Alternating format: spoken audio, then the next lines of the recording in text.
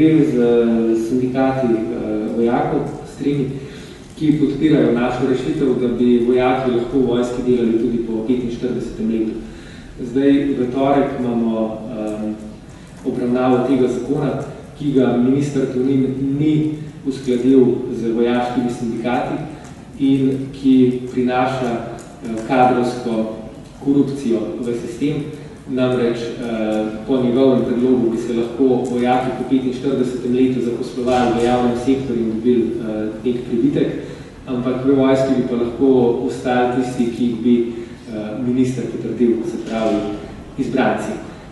Tako da mi smo in sindikati seveda so proti taki kadrovski korupciji in predlagamo, da se enostavno pač sprejme ukrep, da lahko vojaki tudi po 45. letu v vojski ostanejo.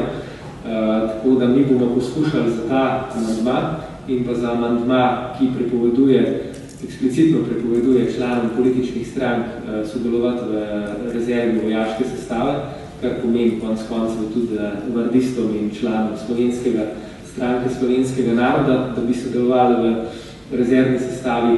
To dvoje bomo poskušali v torek potrditi. Poudarjam pa, da ta zakon potrebuje dvotretjinsko večino, kar pomeni, da ima opozicija, se pravi Levica, LMŠ, Socialni demokrati in SAB dovolj glasov, da pogoji podporo temu zakonu z sprejetjem teh amandmajev oziroma da zakon zavrne, ukolikor bodo te škodljive rešitve, ki omogočajo v skrajnem primeru vardistom, da vstopajo v rezervo vojaške sestave in pa kadrovsko korupcijo za vojake po 45. letu. Če se to sprejme, ima opozicija možnost, da zakon